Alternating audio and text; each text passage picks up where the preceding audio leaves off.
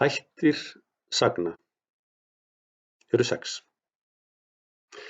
og hér sjáum við framsöguháttur, viðtengingarháttur og boðháttur. Þetta eru svokallaðir persónuhættir.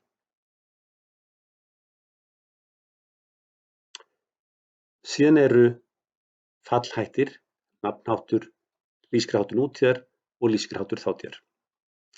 Tökum nú fyrir hvern hátt fyrir sig. Framsöguháttur. Framsöguháttur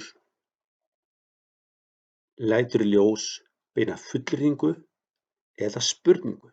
Þetta er lang algengasti hátturinn. Fullyrðing. Ég les, ég hleyp, ég geng, ég kenni. Og síðan getur sagt það í spurningu, hleyp ég, hljóp ég. Framsöguháttur.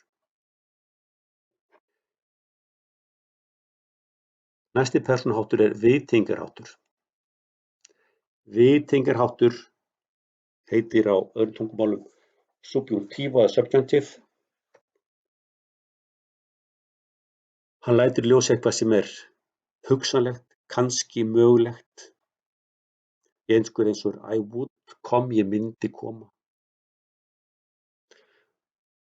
Og hann finnst með því að setja þótt að eða þó að fyrir framsögna. Þótt ég lesi og lesi, þá skil ég lítið hvað ég er að lesa. Þótt ég hlaupi, þótt ég hlypi, viðtengingarháttur nútíðar, viðtengingarháttur þátíðar. Viðtengingarháttur. Og þriðji persónuhátturinn er boðháttur. Boð, það heitir líka skipunarháttur. Boðháttur, skipunarháttur. Hann er bara til í annarri persónu í nútíð, eintölu og fleirtölu. Bara til í annarri persónu í nútíð, eintölu og fleirtölu. Lestu, hlauptu, lesið, hlaupið. Komdu, farðu. Frekar boð eða skipun. Þannig að þessir 3 hættir, persónuhættir eru framsöguháttur, viðtengingarháttur og boðháttur.